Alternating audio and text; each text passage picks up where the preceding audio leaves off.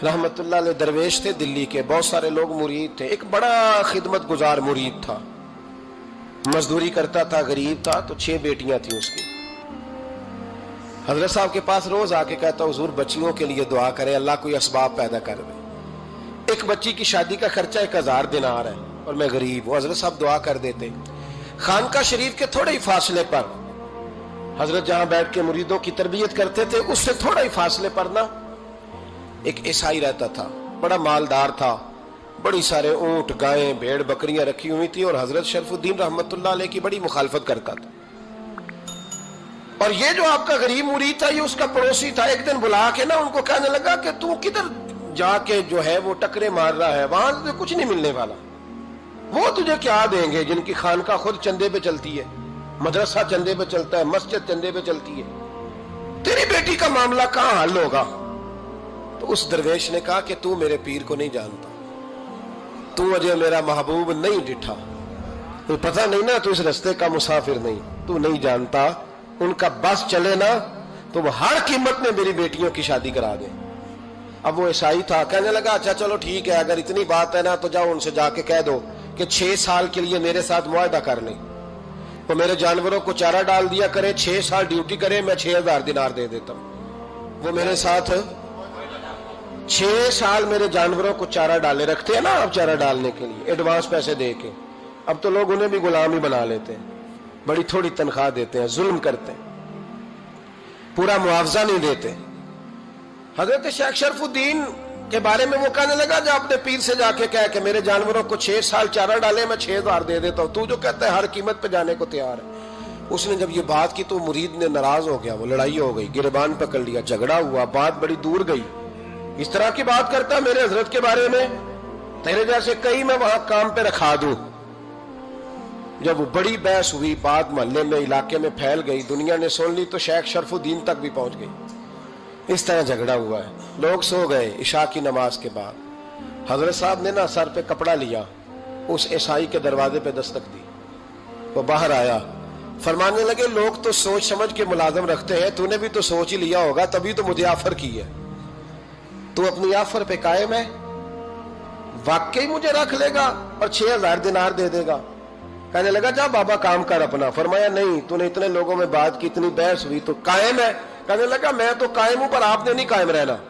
फरमाया मैं सोच समझ के आया हूं। उसने कहा आप ड्यूटी करेंगे, भैंसों को चारा डालेंगे? फरमाया एक शर्त, बस जब अजान हो जाए ना तो मुझे रब की नमाज पढ़ने की इजाजत दे देना, बाकी सुबह शाम जो तू कहेगा। अगर उस गरीब की बेटियां ब्याही जाए तो मुझे और क्या चाहिए?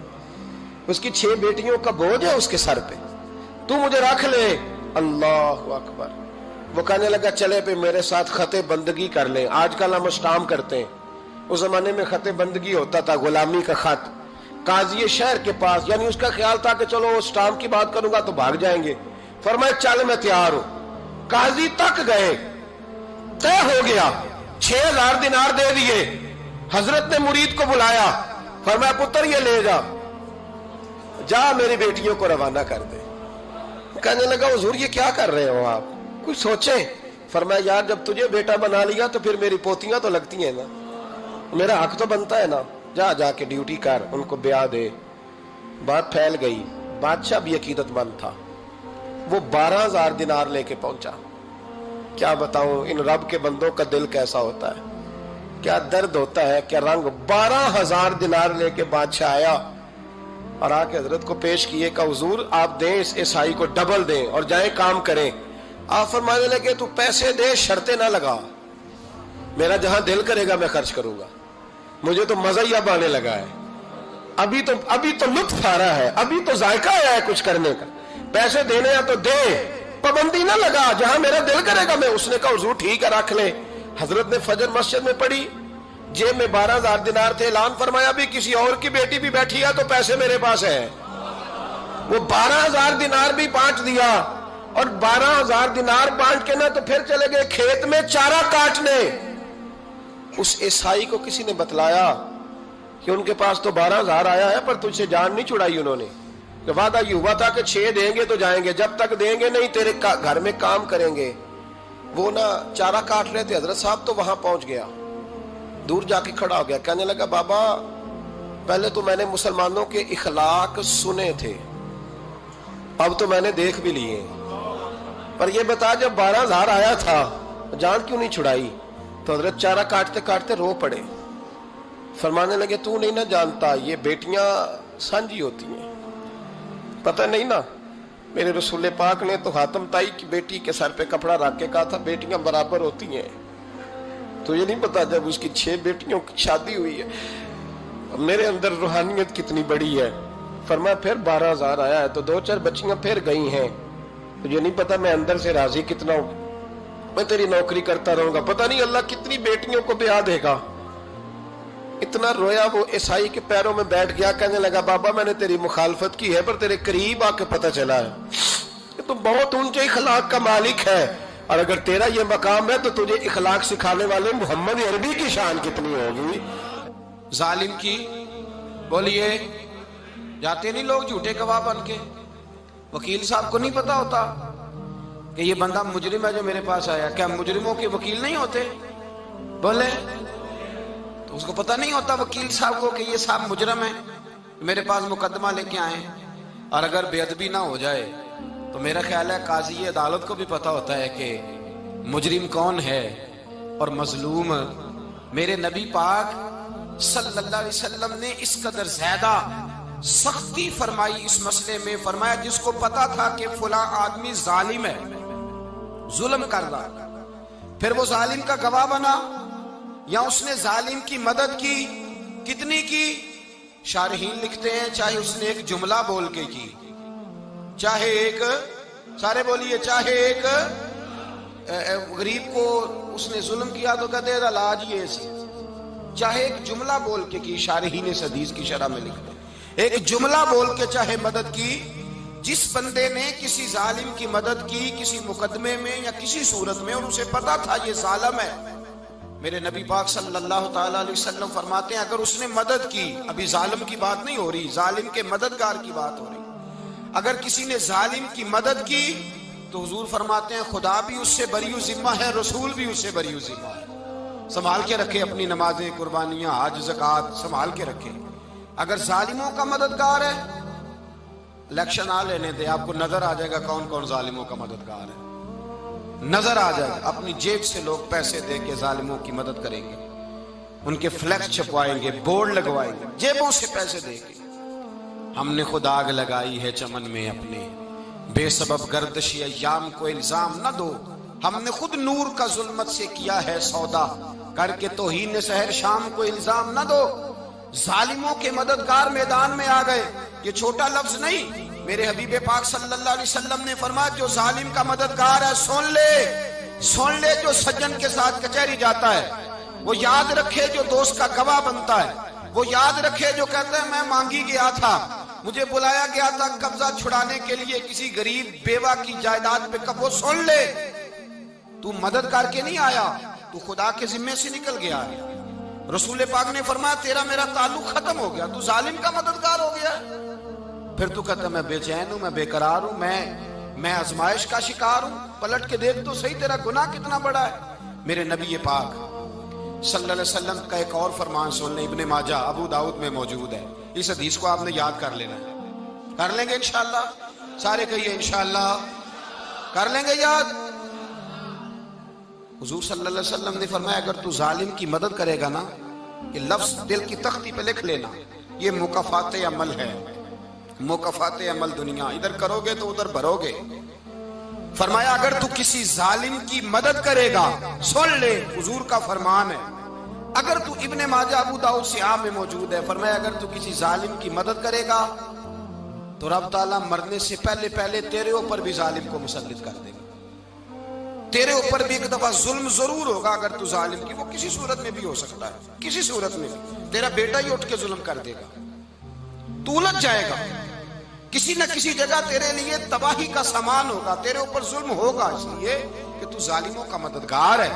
چاہیے یہ تھا کہ تو مظلوم کی مدد کرتا، انسانی ایمانی یقین کا فریضہ سر انجام دیتا، تو ظالموں کا مددگار ہو گیا ہے۔ ٹٹول کے دیکھ لیں، رزلٹ نکال کے دیکھ لیں، ہمارے زمانے میں ظالموں کے مددگار زیادہ ہیں، اتنی لمبی زبانیں نکال کے ظالموں کی مدد کرتے ہیں، بڑے بڑے کالم نویس اللہ نے انہیں قدرت دی لکھنے کی، تو اپنا قلم ظالموں کی مدد میں خرچ کرتے ہیں۔ وہ لوگ جن کو اللہ تبارک و تعالیٰ نے قدرت دی، ہمت دی، طاقت دی، کچھ لوگ ان کے حلقہ احباب میں، وہ اپنے لوگوں کو استعمال کر کے ظالموں کی مدد کرتے ہیں، ظالموں کی مدد کرتے ہیں۔ میرے نبی کریم سید عالم نور مجسم صلی اللہ علیہ وسلم نے فرمایا، اگر تو نے ظالم کی مدد کی تو جب تک تو توبہ نہیں کرے گا رب تجھ سے ناراض ہی رہے گا۔